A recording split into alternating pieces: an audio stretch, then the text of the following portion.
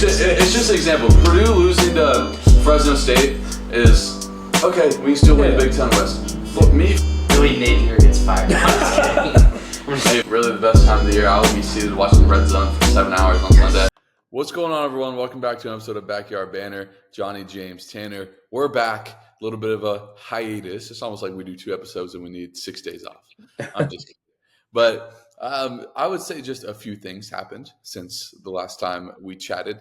We have a full bracket.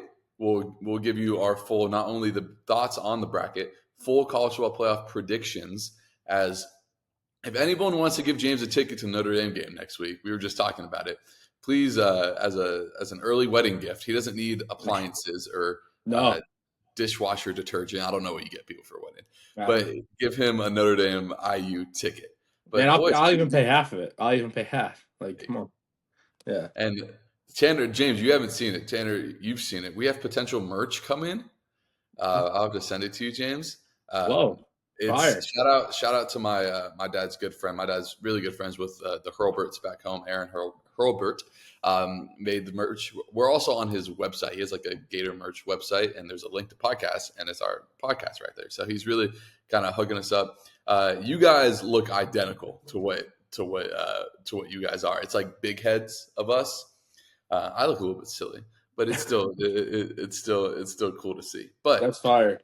Yeah, it is. It's pretty cool. T, what'd you think of it? I think that it looks amazing. I would agree. I would say I probably look pretty accurate on there. So does James.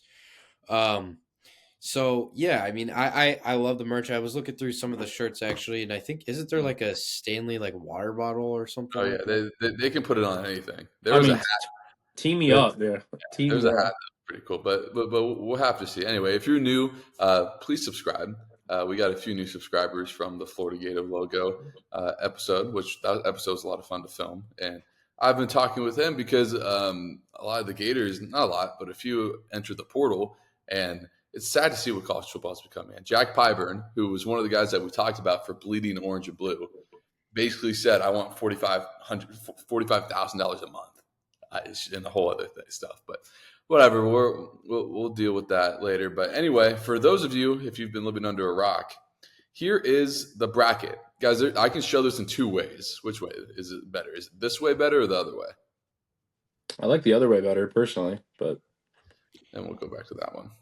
So, first off, James, we'll go to you. What did you think of the bracket? Like, with what the committee gave us going in to championship weekend, basically saying we can't change anything. What do you think of the bracket? Yeah, I mean, based off that question, then you have to tip your cap to the committee because they stuck to their word. SMU loses, they keep them in the playoff.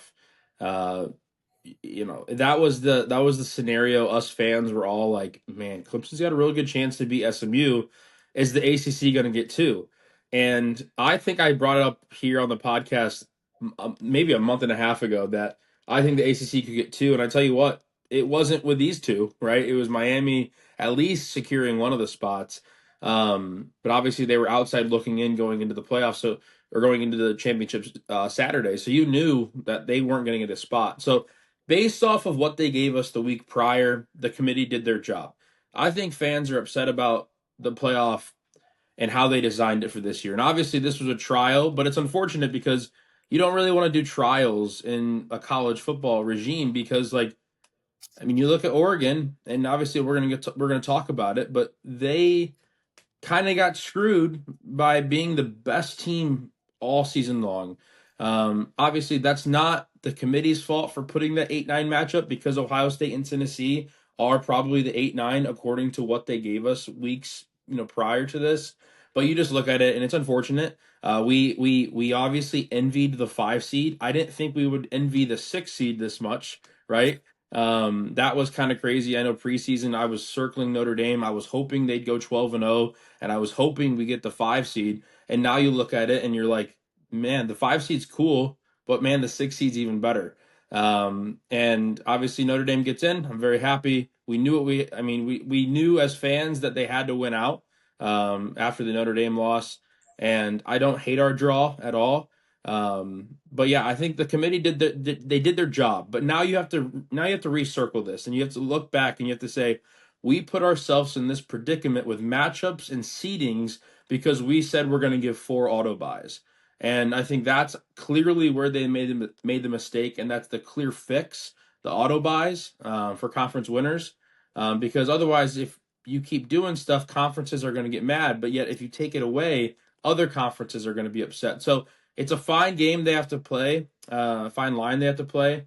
But the committee did their job based off of what they gave us going into championship Saturday. But I look forward to this revision about hopefully no auto buys for conference winners. So Yeah, I would say that looking at this bracket, really my first thoughts I would say is I'm glad I feel like the committee got it right in terms of the 12 teams that are in. I think the committee got that part right. At a glance, just looking at the first round matchups, I see potential for all 4 games to be really good games, but I only think we're only going to get like 1 or 2 games that are actually kind of good and down to the wire in the fourth quarter in this first round, which to me is frustrating because, I mean, this is a 12-team playoff that has a lot of potential to have some unbelievable games, which I think we'll get in the quarterfinals. But I think some of these first round matchups could be a little bit better. Penn State SMU, I don't think is going to be very close. I see potential for Notre Dame to blow out Indiana. Clemson, I guess, can throw the ball a little bit, but Texas at home is a wagon. And I do think Ohio State Tennessee is going to be a pretty good game. But I'm definitely excited to see what these games look like. I think Notre Dame or Penn State got the best draw in this playoff. So that's just kind of my opinion as an outsider. I think I really like that path for Penn State and Notre Dame right now. Yeah, there's a few really interesting things to look at here. And I saw something that was really interesting. The whole debate was strength of schedule over conference champion loser. And I think if you make your conference championship, you should not be penalized. And I'm very happy the committee not only did that with SMU, but they did that with Texas and Penn State. As good as I think Notre Dame is, and they've grown on me in recent weeks. 7 is where they should be because they didn't play in a conference championship. But I saw something really interesting that the committee should do what the basketball committee does. And, I guess the basketball committee releases like their top 16 teams midway, maybe it's in January. But besides that, you have no idea what the rankings are going to look like. College football committee should do that. We don't need a TV show 5 weeks before the final rankings to show where these teams are. It just causes unnecessary problems. Because if you would have put out the final ranking before you put any other rankings out, and let's say you had Alabama over SMU, there's nothing that could have said. The committee would have said we had Alabama over them the entire time. We value strength of schedule. Once again, I think Alabama being in that conversation is absurd considering who they lost to. I really think it should have been Ole Miss and/or South Carolina, but Ole Miss dog walked South Carolina in Columbia. So I think Ole Miss should be in still, but it's whatever. But I just thought that was really interesting because all of a sudden you don't have all these problems. Like you don't have anyone getting angry. It's like, oh, we never had SMU in. They don't have a top 50 win, so we don't have them in. So I think that's something really interesting to look forward to. James, you're 100% right. The auto bid system is going to be gone. The auto buy is going to be gone next year, I think. If you want to give auto bids conference champions, that's fine. Don't give them the automatic buy because Arizona State ended up being the 12 seed, not the 4 seed. They ended up being the 12 seed. Boise, I think, was the 8 seed. And I don't understand how SMU fell to 11. I could be wrong. Were they ahead of Indiana going to the final ranking, or were they 11 going in? That's something that I probably should have looked at beforehand. I think they were 11. I think they were 7th in the country. Yeah, I'm certain they were higher. Yeah, but because of I think how that Notre Dame was 3, State. But based off Notre Dame or Arizona State's or Clemson's ranked like 16th in the country. Yeah. And but they get the last auto bid, but right. Yeah, I mean, there's just a lot of stuff to look at. And, there's a lot of stuff that I don't agree with. I think it really watered down the regular season, not the intensity of the games, but what the outcomes mean. I mean, like I said on the last podcast, Ohio State, Michigan used to mean everything, and now, I mean, they lose it. Ohio State can go still win a national championship. Yeah, But what I'm confused about, really, because you brought up Alabama, and I understand that what they have built there is a dynasty, and it's going to go down as one of the best stretches of college football under a great regime. But like the AD going out there and saying that they're going to reevaluate their non-conference. When is the last time Alabama's really gone out and played a tough non-con game? Like, well, they say that because they're non-con next year. They play Florida State, who say what you want, Florida State will not be as bad as they were this year. They have to go yeah, to Tallahassee for that game, and they play Wisconsin. And James, and Eastern Illinois, I think so. yeah, but Too. the thing is, Yeah. we've talked about this a lot. Why would you play those two ACC games? Why? Right. No, and I Only get it. benefit. And we talked about that when Texas Notre Dame came out, that they're going to schedule each other for 2028, 2029. It's like, as I college would cancel football, it. If yeah. I'm the Texas AD, I'm canceling those games. And as Texas goes yeah, to Ohio State next year to open the season. Like that is yeah, awesome. If I'm yeah. those teams, I'm canceling that game and I'm scheduling Grambling State. But if the committee's smart, and that's the thing, Yeah, if the it should be. committee's smart, they need to keep these games because Yep, those are such good games yep, for fans that it's like it's the same thing. Like my Notre Dame opens up with Miami next year, and it's that's like awesome. It's a like great. that's a fantastic game, like in terms of history. Like that's Mhm. a historical game.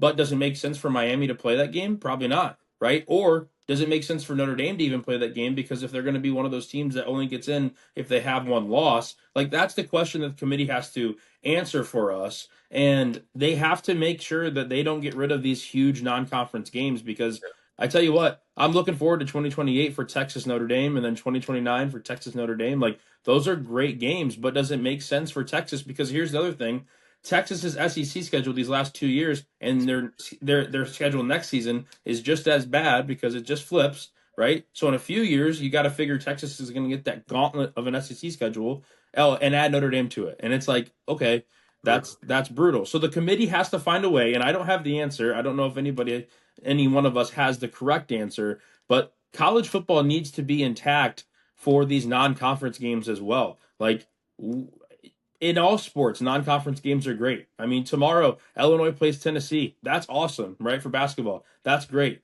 But like, obviously, basketball and football are way different because of the longer schedule. But the committee and college football people who decide the schedules need to find a way to allow these non-conference games to happen to not hurt your chances to play in the playoffs. And so I don't know what the answer is. I think kicking out these non-power four teams might be the answer, but I mean that's a whole other ballpark. But I think part of the answer could be doing what I said and don't release the rankings till after conference championship weekend yeah, because Ward Emanuel didn't watch football the first 7 weeks of the season. yeah, I mean, you just tell by the freaking rankings. But anyway, morons, let's get in. Let's get in these games, and we're gonna go all the way to the Natty.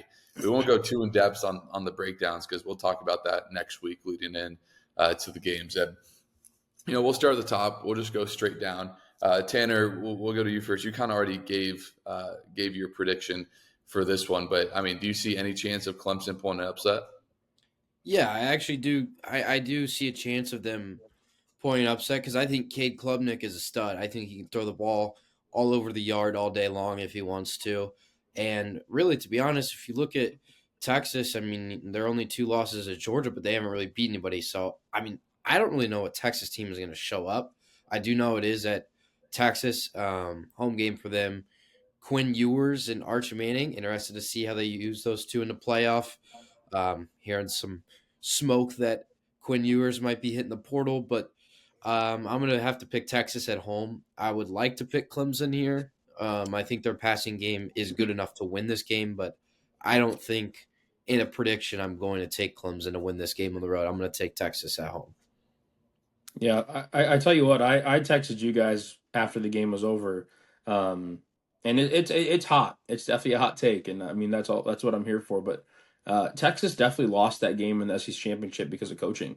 My opinion is that overtime drive was like they were down a touchdown, and Georgia gets the ball and they run their offense, whereas Texas was just chucking in the end zone like the time was expiring. I think they ran three passing plays, all deep shots, and it's like, okay, I mean, you know Georgia's going to score.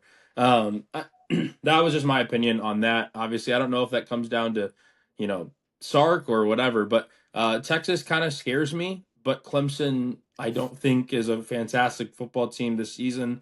I like Tanner's comment when he was predicting the ACC. I'm going to pick, he picked SMU, I think, because Dabo doesn't hit the portal. I You got like, to take Purdue's best guy. yeah, right. I like that. I like that idea, but I think Texas wins here at home. But the question is like, what Texas team, like Tanner said, what are we going to get? And like, we thought that Arch was going to see some significant minutes uh, against Georgia, and that didn't happen really as much as we might have thought. So we'll see. I like Texas at home, but it's only because I don't believe in Clemson. Yeah, I think Clemson could win this game. I picked Clemson AC championship. They have two really talented freshman receivers that have been playing really well, and the ending of that game was just awesome. Like Yeah. that game ended right when Oregon clinched the Big Ten, and right when Kentucky Gonzaga in basketball was starting to get good. It was just kind of Heck yeah. some peak sports right there. I might have told you off camera, James. I think Texas is playing the wrong quarterback. I don't think Yeah. Quinn Ewers is any good. He Yeah. missed multiple throws in that SEC championship. Multiple. Like I'm talking 5 or 6 throws that I'm not saying Arch makes, but I'm saying if you want to go be a first round pick, Shadur Sanders makes those throws, and I think he's the best quarterback in the draft. So that's just me. I think Quinn Ewers. Texas doesn't have a difference maker at the quarterback position when Ewers plays. They do when Arch plays. It's as simple as that. And I think you can get past Clemson and Arizona State with that. You can't get past Oregon, Ohio State, or Tennessee with that. So I'm going to pick Texas, but I think the spread's like 11.5.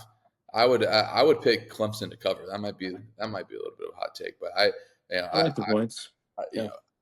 again just this is one of the few things that's a fun game. Clemson going to Texas. Clemson's one Yeah. of the better programs the last 7 years, but we'll just go straight down the line. Tennessee, Ohio State. I'll pick first in this one because mine's more brief.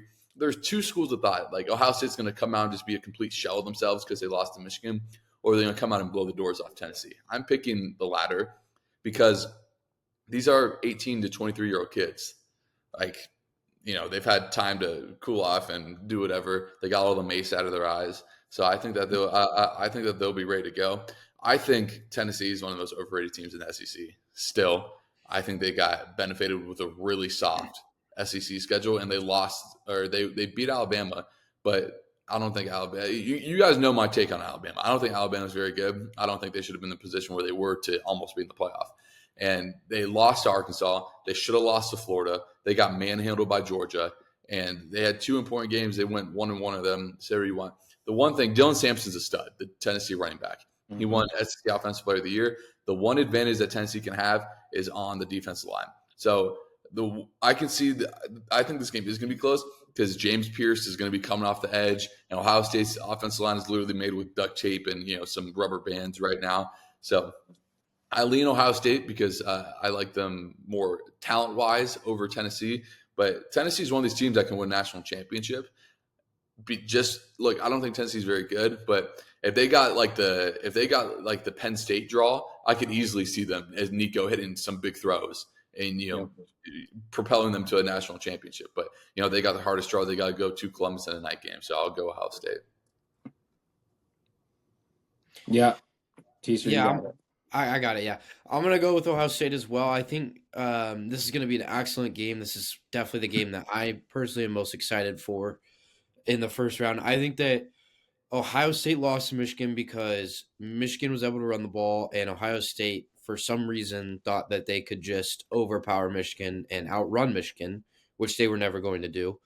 And if Ohio State tries to outrun Tennessee, the same thing will happen. Ohio State needs to go play their game. They need to go air it out, balance play calling. You don't need to go and prove that you're a bigger, stronger team than Tennessee. You got to go prove that you have better athletes out of the perimeter than Tennessee. And that's how they're going to win this game. I think Tennessee has a stud running back, like you mentioned, Dylan Sampson, but it's a little bit of a different running scheme than Michigan. Michigan's going to put 8-9 guys on the line of scrimmage. They're going to run power right down the middle, off their tackles, off their guards. Tennessee's going to spread you out. They run that wide stack formation. They're going to have receivers all the way out to the sidelines. It's going to be spread with Dylan Sampson. So it's a different run attack. I think it's a run attack that's similar to Oregon's running game, which is why I like Ohio State to go deep in this playoff, because I think they're going to figure out how to stop Dylan Sampson in that run game, which is similar to Oregon's. But I'm going to take Ohio State at home. I just think if they air it out, like they have the better athletes on the perimeter, just air it out, let your receivers make plays.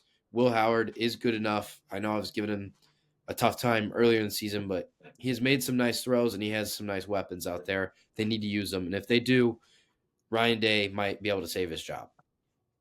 Well, here's the thing. That was kind of my thing. The AD for Ohio State just came out, I think, yesterday or something, and said his job is absolutely secure. And some Ohio State fans were pretty upset about that, rightfully so. The guy can't beat Michigan, clearly, even when they're bad. But I like Tennessee here. I think these matchups we were looking forward to, these like SEC teams going north. Obviously, Tennessee and Ohio State miles wise aren't that far away. But like this is kind of what we were looking for. Like the idea that an SEC team could have gone north to play at Notre Dame, that was all over our minds. And now we have an SEC team traveling north to a great Ohio State team who we all agree that has one of the best rosters in the country. But I like Nico. I like Samson here. Wow. And I can't fathom the idea that Ryan Day's job is safe. And so I think Tennessee ought to just take it from him. I mean, surely if they lose here, he's gone. But I also over these last few years, Ohio State Notre Dame has been a huge like deal for like Notre Dame fans. So I hate Ohio State. It's like a hatred I have. So I like Tennessee here. It's a team I feel like we haven't talked about in a while. I don't know if they just haven't played football in about a month, but I feel like I haven't watched them play football for over a month. And I guess that's how that goes around this time with them not making a conference championship and whatnot. But Ohio State there's a lot of teams that look fraudulent to me throughout the season, and a lot of them are in this playoff. And Ohio State's one of them. Now, can Ohio State go on and win a national championship? Yeah, they can. But I think Tennessee, I'm going to pick them just because you guys both picked Ohio State, and my pick doesn't really matter. But I like Tennessee here in a great game. I think I'll tell you this: Tennessee can't beat Oregon, but Ohio State can beat Oregon. So I think if Tennessee advances, then Oregon's going to advance, but to the semis. But I don't know. I'm gonna pick the Vols here just because I kind of secretly said about a few months ago that I'm like kind of a Vol fan. So we're gonna go with orange. Yeah, it's going to be a fun game. When I say Tennessee is not any good, I say that in I think they're like the fifth best team in the SEC, but they can go, and I think they could win 3 games in this playoff. But well, SMU, Penn State can't get rid of the noon kickoffs. Even their playoff game is a noon Eastern kick. Uh, Brett Ashley should be National Coach of the Year. He's done a great job with SMU, but like there's a talent gap in these rosters. I still think there should be a staffing gap between Penn State staff and SMU staff. SMU has like all the money in the world, so Yeah. maybe not in that aspect, but I think they're still a few years away from getting to where Penn State's roster is. So SMU does have one of the highest sack rates in the country, which I didn't know until the ACC championship. But I think Penn State's gonna be able to run the ball. I like Penn State fairly comfortably in this one. Yeah, I'm going to agree with you, John. I'm going to take Penn State. SMU has nobody that can protect Abdul Carter in passing situations. They have nobody that can block him in run situations. Nick Singleton's a stud. Drew Aller really turned a corner in that Big Ten championship game. I'm interested to see what he looks like because if he plays that way in the playoff, I mean, Penn State's really, really dangerous. I mean, I was impressed with Drew Aller in the Big Ten championship game. So, going to keep an eye on him. I don't think that Drew Aller is going to be the difference in why they win this game. I think it's going to be Penn State up front in the trenches. Guys like Abdul Carter, their run game, and their tight end, and Tyler Warren. But I think Penn State wins pretty comfortably at home. Yeah, I think Penn State. You guys know I hate them, right? Yeah, I mean, I've been very clear on that, but this draw is so favorable for them, and I agree with what Teaser said. Like, they kind of made my head turn in the Big Ten championship. I still don't think James Franklin's a very good coach. But I mean, that's his whole other world. But yeah, their draw is so favorable that I do think they started to play well in the Big Ten championship, and so I think they'll be really good against SMU, and then Boise's a joke. So yeah, it's Penn State for sure. So yeah, it's Penn State definitely got a favorable draw, and we'll go to Indiana Notre Dame. I think Notre Dame will roll here. First playoff game, night game in South Bend. Once again, there should be a roster edge to Notre Dame.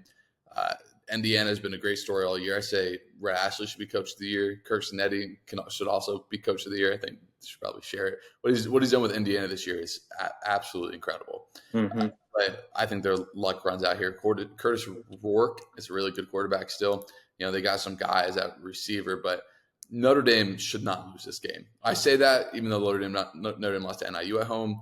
But since then, I mean, they've just been rolling. And I don't think Indiana is much different than like a Louisville, for example, or other teams that they've played, like a Georgia Tech, and in talent-wise. That might be a hot take. I don't think so. Indiana's schedule is in the 70s for a reason. They've played Ohio State, and that's about it. And they kind of backed their way into the playoff because a bunch of those 2-loss SEC teams lost. But I like Notre Dame here. Yeah, really wish I didn't have to pick this game. You want to pass, Tanner? I know this is difficult. No, it's fine because I do think Notre Dame rolls. Like I think whatever the number is on Notre Dame, it could be 19.5 as a spread. Take Notre Dame. I think Notre Dame destroys Indiana in South Bend. I think Indiana's a good football team. I think Kurt Cignetti's a great coach, but they're not really prepared for Notre Dame. I mean, sure they played at Ohio State, but Notre Dame plays a little bit different brand of football. They're going to run the ball. Their defense is unbelievable. I've been playing with Notre Dame in the video game, and I didn't realize their defense was that good. Gonna be honest. I know it's video game, but they have some dudes. Like Xavier Watts is a stud. I'm gonna take Notre Dame by a lot here. I love Notre Dame's path, and I have them going very far personally. Yeah, you hit it right on the head, Johnny and Teaser. Like Rourke is a very good quarterback, but I don't think they have the running back room to beat Notre Dame. And I think we obviously know, like when Notre Dame lost Morrison, it was like, that's a big hurt. But like Notre Dame kind of just has these corners that are always just on the sidelines, ready to go and ready to play. I mean, Notre Dame has really built themselves under Marcus Freeman as just a defensive unit. And so I'm glad Tanner started to realize the defense is really, really good, but you can't not circle the idea that Notre Dame has always had letdown spots. I mean, obviously this season, NIU, last season they lost to Marshall, and it's like, is this a coaching thing? Is this a players thing? Do we also have to realize again, like we always talk about, these guys are 18 to 22-year-olds, and when you're playing against, Texas A&M, and then next thing you know, you welcome the Huskies from NIU. There's not still that drive. So I hope that's gone. I mean, you're in the playoffs. It's a Friday night in South Bend. I think that is unreal for Notre Dame. That's why I'm trying to go to the game. It's my sister's birthday. I'll skip my sister's birthday. Yeah, we gotta have some priorities. Yeah, it's priorities for sure. So, but anyway, I think it goes back to the fact is, Indiana doesn't have the running back room, I think, to beat Notre Dame, and I think Notre Dame has the advantage. And then, like Tanner said, I like their path because of the fact of what they can do against these teams later on. But obviously, this one's next. The 20th, Friday night. That's the goal. So excited for this. But Riley Leonard, man, let's go play some ball because the weight's on your shoulder, and I think Jeremiah Love is still one of the most underrated players in the country. I'm sure Tanner started to play with him in the game. Maybe he's loving Jeremiah Love too. But yeah, Notre Dame, I think I like their path. I think Indiana is a great team, but they're not ready. They're not ready to make a run in the playoffs like Notre Dame is, I think. So yeah. Anyway, we'll go back up at the top. Texas, Arizona State. Before I make this pick, I think Arizona State's done a heck of a job this year. They've been incredibly fun to watch. That Big 12 championship was just a slaughtering of a good Iowa State team. With that being said, again, just a massive roster mismatch here. I mean, this game shouldn't be competitive. And not to mention it's in Atlanta. So Arizona State's going to be the home team. But I bet you it's going to be 80% Texas fans there. Yeah. It's the Peach Bowl. So give me Texas. I think Texas rolls here. I mean, Texas might have the best defensive line in the country. And, a Big 12 team's not going to be ready for that. So give me Texas. Yeah, well, Texas is 0-1 in Atlanta, Georgia. They're 0-2 against teams from Georgia. Arizona State has Cam Scatabo. Cam Scatabo does not care who he's playing. He's going to run through people's faces, and he's going to stroll into the end zone a couple times. And the Arizona State Sun Devils coached by head coach Kenny Dillingham. I love what they're building there. Cam Scatabo needs a statue right now in Tempe. Give me the Sun Devils. Give me the Sun Devils. There you go. Yeah, I mean he's a great player, but Texas has 99 players that are better than everyone else on Arizona State's team besides Scatabo. So I'm going Texas here, making it easy. And a game that could very well be the national championship. Ohio State, Oregon, part 2. At the Rose Bowl, by the way, which is just awesome. A conference game is going to be played at the Rose Bowl, and New Year's Day Rose Bowl, not much better than that. No, But, I mean, this is a really interesting game. Oregon's been the best team all year. They get the worst draw. I want to take Ohio State. I cannot trust Will Howard. I just can't. And Oregon, you could say, oh, you should say Ohio State's finished on the outside. Oregon's got 2 receivers that are probably like Tez Johnson's probably going to be a first round pick. Evan Stewart next year could be a first or second round pick. Ohio State's got 2 running backs. Oregon has 1 really good running back. My gut's telling me to go Ohio State, so I'm going to go Ohio State. Zero confidence in that pick. I think that game's going to be awesome. I think as long as Will Howard doesn't throw to the other team 7 times and try to play hero ball, if he can just get it to his playmakers on the outside, let's not pretend Ohio State still doesn't have one of the best defenses in the country. Yeah. Oregon put up 30 on them at home. That game was lost because Will Howard ran out the clock literally. So I'm leaning Ohio State. No confidence in that pick, though. It could go either way. And I think whoever wins that game is going to go to the national championship.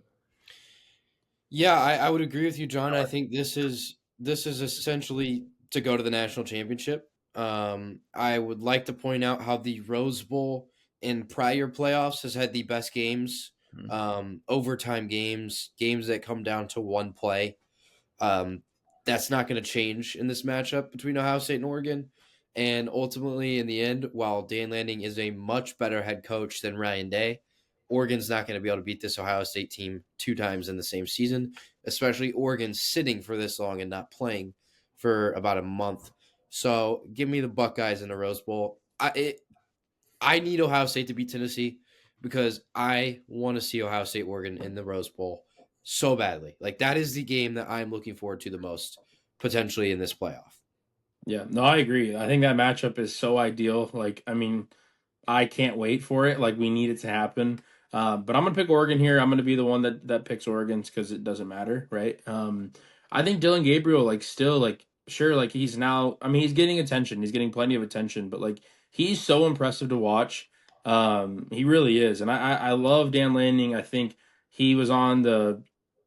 I don't even know what the name of the podcast is, but he was, talking about the, reaction to the bracket, and it's like, obviously, like I'm a pretty emotional guy, right? I wear my heart on my chest when it comes to like stuff that I'm passionate about and stuff like this.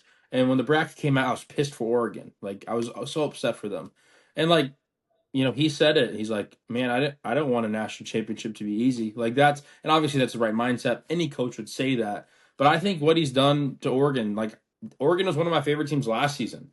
I think they were still one of the better teams in the country last season.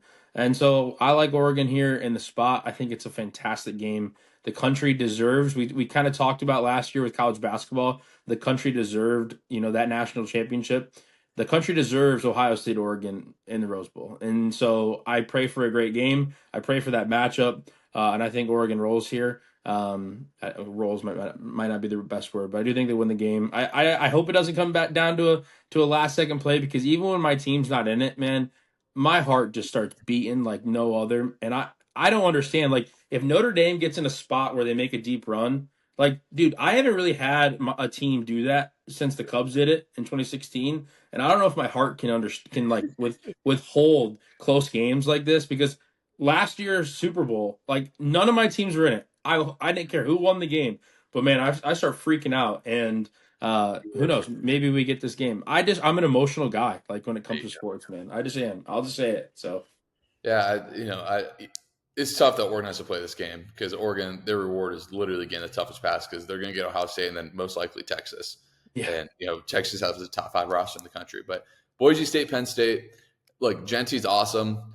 I don't think the Heisman should be as big of a landslide as I think it's going to be, because these people literally have a hard on for Travis Hunter, which like he's incredible, but he should not win the Blitnikoff Award. It's I simple agree. as that. Like he Yeah. won last night, but like he's a once in a generation alien type player. But these rosters are not comparable. Penn State should win this game by 2 touchdowns. The Boise State's like one thing on their resume outside of winning the Mountain West, which I guess is semi comparable to the Big 12, is they almost beat Oregon. Yeah. Like what are we doing? Florida almost beat Tennessee. Florida almost beat Georgia. Like Yeah, almost. Notre Dame almost beat NIU. Yeah, exactly. Notre Dame was almost undefeated. Yeah. But look, it's cool. They went to Oregon and almost won. They didn't win, and Oregon was really bad in the first 3 weeks. Yeah. And Idaho almost did the same thing. exactly. Should Idaho be in the playoffs because they Right. almost beat Oregon when Oregon was going through their tough stretch of the season? No, Penn State's going to roll. I don't think it's going to necessarily be close. John, you never mentioned where this game's being played at. Oh, it's being played. Where is this? The Fiesta Bowl? The Fiesta Bowl. Boise State's pretty good in the Fiesta Bowl, so give me Yeah, they Boise are. State. I can't go on record, because I tell you what, I've gone on record for both these teams, and I've smacked them both. Like I don't think Boise State belongs. I hate Penn State. So like this is a game I don't even know if I'll turn it on, and I will. I will. But like, emotionally wise, maybe I won't. But Ashton Genty is a stud. He's an unreal running back. I thought UNLV had a chance, and he swiped that chance away from them. That's the thing about what's going on. Like the conversation about Ashton Genty winning the Heisman always circulates back to the fact that he had 200 rushing yards against Oregon, and absolutely, you don't do that by mistake. Like that. Let me say that very clearly. You don't do that by mistake, but.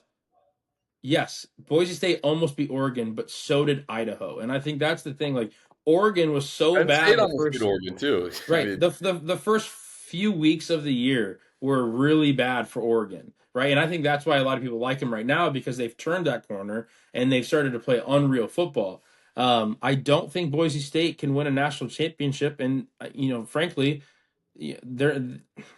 I mean, don't get me wrong. I'd be okay with them making it to the semis and hope that Notre Dame has to play them.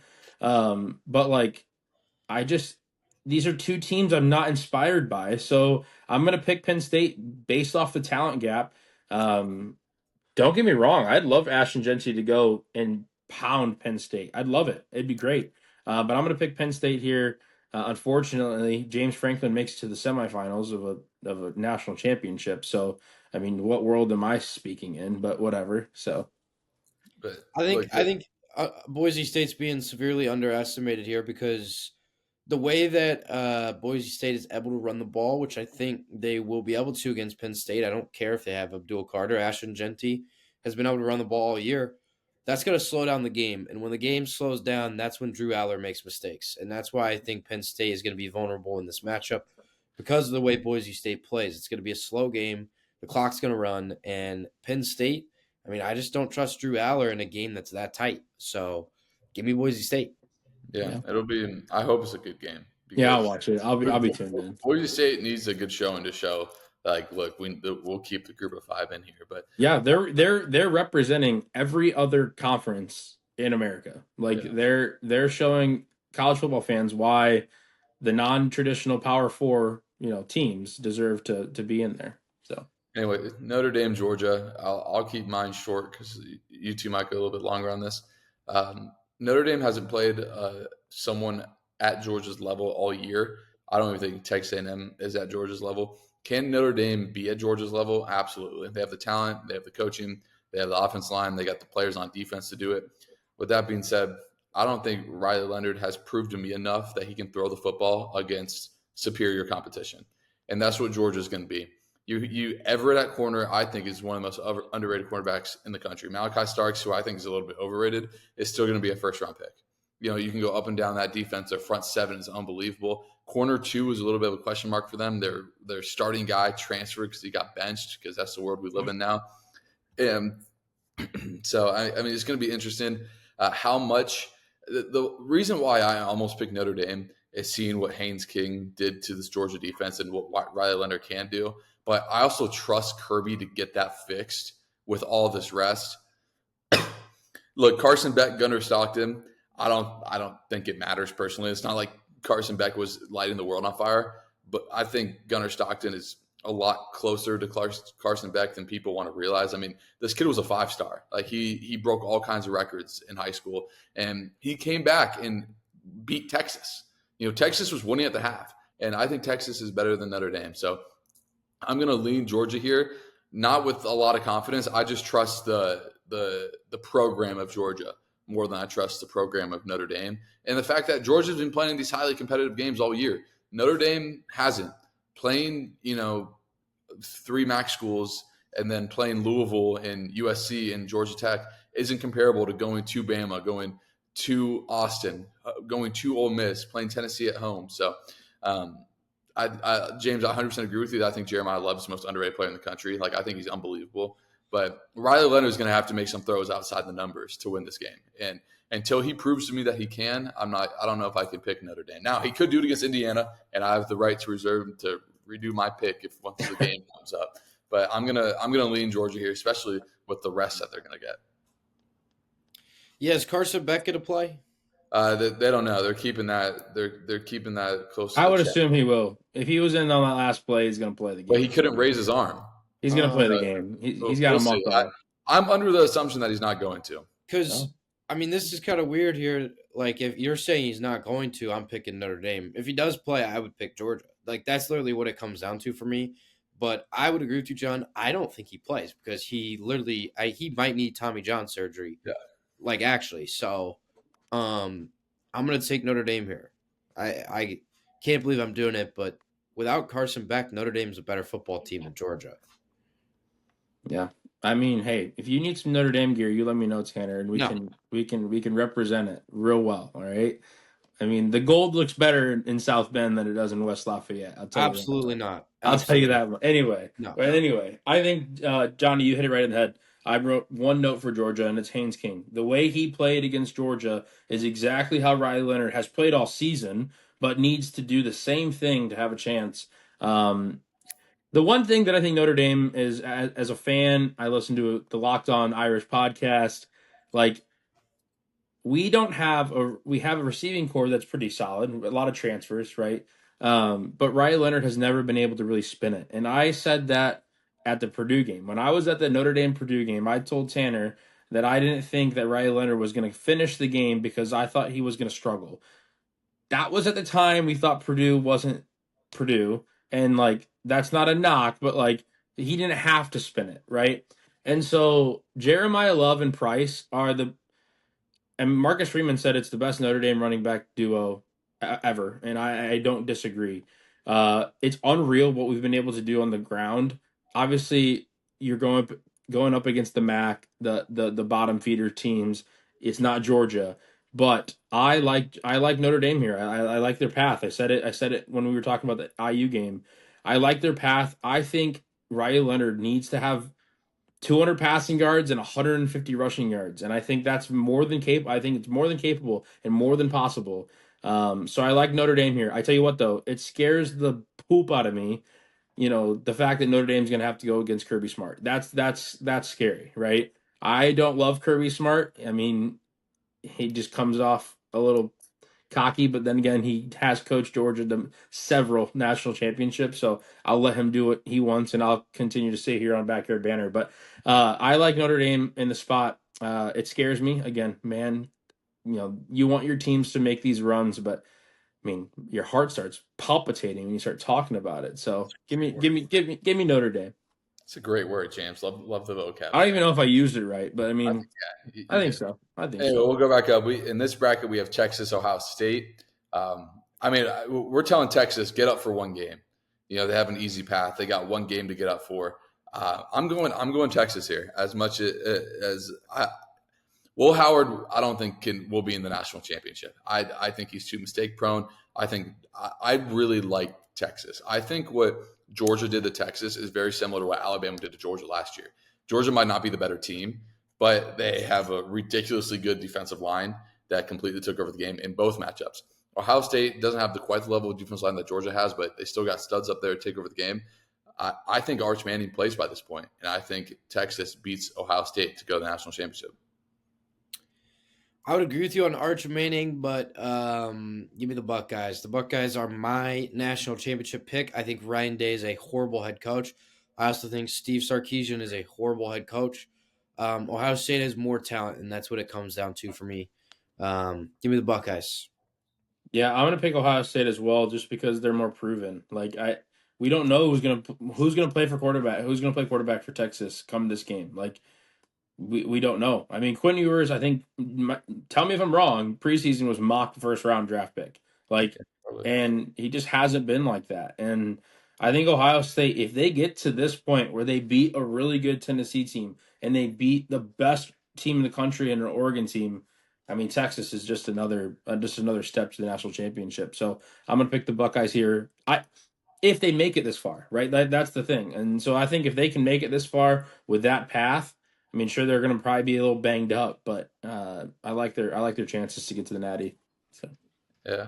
Anyway, we got Penn State, Notre Dame at the bottom. James, you don't got to make a pick for this game. We know I don't. Notre Dame rolls. Come on. Your disdain for Penn State. Yeah. You said something really interesting that I think we kind of glossed over, how good Drew Aller was in the Big Ten championship. They need that for one or two games in the playoffs, and they can beat Notre Dame.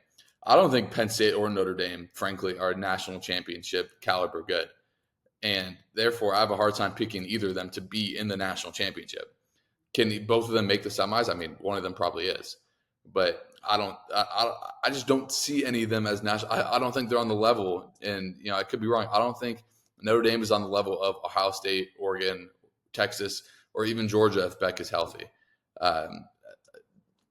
We'll see if Kirby can buckle up what Haynes King did to them. But anyway, we'll see. This game to me is not irrelevant because I'm picking Ohio State over either one of these teams. But I'll lean Notre Dame, I guess, just because I trust Marcus Freeman a little bit more than James Franklin. Yeah, in this, obviously I had Boise State winning. I do think Notre Dame gets to this point, and I actually have Notre Dame in my personal national championship, so I would take Notre Dame to beat Penn State. I also don't really want to see Ohio State Penn State again. I would much rather watch Ohio State play Notre Dame. Yeah, that would be an Alecki national championship. I don't think Notre Dame gets the national championship, but if they do, it wouldn't be the most shocking thing. It wouldn't be, Fairleigh Dickinson beating Purdue in the first round of the NCAA tournament. Okay. Tanner, I'm just messing with you. National championship. We got all the way here. I just gave my piece. I don't think either of those teams can win the national championship, so I'm going to go Ohio State over Notre Dame. I think the Ohio State Buckeyes are on a path to win the national championship. I think them getting Oregon at that time, which would be in the Rose Bowl, Oregon's first game in a long time, I think that's perfect for Ohio State. And I love this draw for Ohio State. I know they get Oregon. Everybody's saying, but they get Oregon. That is the perfect time for them to get Oregon. And if they beat Oregon, I mean, Ohio State's going to have a confidence in them that they are the best team in the country. And that's what's going to end up happening. And I think Ohio State's going to win the national championship. Give me the Buckeyes. Yeah, I mean, if Notre Dame makes it this far, I'd be pretty stoked, and I'd find a way for us. I'd find a way. Yeah, there's no chance in hell I'm making it to the game. Come on now, I can't afford it. Once in a lifetime. Notre Dame will never be back. I mean, I'd find my way, but I'll cover to sell the ring. Yeah, facts. Sell our ring. We can get a few tickets to the IU game, and we'll be good. But I don't know. Like I said it when I was predicting the Ohio State Oregon game. This Notre Dame Ohio State has kind of become a little bit of a bash these last few years with them playing, games throughout the season. And I mean, man, if they make it to a natty, I'd be very happy. Either way, I mean, no, I want a natty. I mean, I really do. I want them to. I mean, we haven't done it in a while, so let's go do it. I think the fact that Notre Dame has a chance to make it to the national championship is really good when you look at the future of Notre Dame, because Notre Dame is always going to have a really good recruiting class. But I think Notre Dame needs to take that next step, because I agree with what you said, Johnny, in terms of they're not at that caliber yet of Georgia and of Ohio State, frankly. I can say that.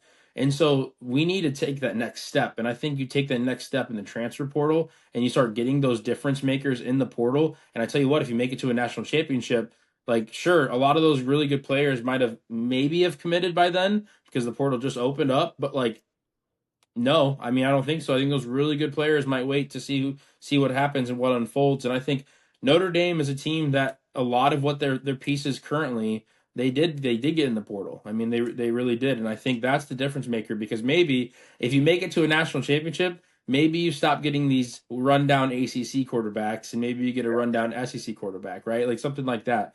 And so I think Notre Dame has a really good chance if they make it to this point against Ohio State. I really do.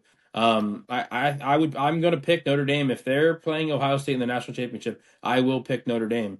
But I also look at like the future of what this could mean for Notre Dame because you're always going to have a top 10, top 15 recruiting class. But can you start making a difference in the transfer portal? And I think if Notre Dame makes it to the national championship, the portal starts opening up for Notre Dame at all levels. And now we start getting on that scale of being able to compete for a national championship because of those pieces, those experienced pieces that we're going to bring in. And hopefully, like I said, we get a quarterback. Obviously, a 4-star quarterback is coming to Notre Dame next year. That's great. But for next season, who's going to be our quarterback? I mean, Steve Angeli's probably looking like it. But if you have an opportunity to get an SEC transfer, then let's do it. And I think you make it to the Natty, you have that opportunity. So I'm going to pick Notre Dame. Notre Dame's going to win the 2025 national championship. And that's a fun thing to say. And I can't wait to come on here and say that to you guys and whatever, because the best gold for sure in Indiana is Notre Dame. But we'll see. I mean, we'll see. We will see. That one a little bit longer than we anticipated, but we're going to talk some college basketball. But we can save that for next episode because college basketball is still just in the premature state. Even though Penn State, what do you want to say, T? He's raising his hand. This guy raises his hand like he's a So the Week 6 AP poll is a very big deal every single Florida's in the season. top 12, baby, or whatever it is. Yes, the top 12, the last 25 years in the Week 6 AP poll, 100% of the national champions come from the top 12 in that poll. And 2 of the 3 of us in here have teams in the top 12 in Right over the left. Week 6 AP poll. That's Florida and Purdue. So, Johnny, we have teams that can win a national championship mathematically. It feels good. Florida's good this year. Johnny does. Yeah, I think we'll see. I think Purdue can get there. I also really like Illinois, James. I've watched a few Illinois games. Like I understand we lost to Northwestern, but like rank us. Yeah, I mean, you'll probably be ranked next 8 people, but I do want to say this: how good is the SEC conference in basketball? I mean, it's pretty filthy, and you got Missouri beating Kansas, and Missouri was picked to finish like in the double digits, 10-16 in the SEC. You just go down. SEC could have 11 teams that make the tournament. It's just crazy to say, but we'll get more into that later. Tanner, it does warm my heart that Florida is this good. We'll see. They play Arizona State this weekend, and then they play North Carolina on Tuesday. So they got a tougher little stretch coming up. But anyway, Purdue has 2 SEC games coming up. Their next 2, A&M and Auburn. So Purdue is looking to move from 2-0 to 4-0 against the SEC this year, and really put her foot down in the SEC and show them that the class of the Big Ten is better than the SEC. Where's the Auburn game? Is it neutral site? They're both neutral. A&M and Auburn are both neutral. I hate that, man. Let's do more home and homes. Like Bama, Purdue, home and home. Bring them to Mackey. Bring Auburn to Mackey. I mean, come on. Illinois has Tennessee tomorrow, so the SEC is just rolling through our team. So we'll see. You want to be ranked? Go beat Chaz Lanier in the fall. No kidding. God, where'd that guy come from? North Florida? Good. Well, Lord. he was the new Dalton Connect. No kidding. We'll I don't think he's quite as good. I don't think Tennessee's ceiling is incredibly high, but we can have a whole podcast. We got a lot of ball left. Yeah. All right. If you guys made it this far, subscribe, leave a like, comment, get ready to buy some merch, and we'll see you guys next time. Yeah. Peace.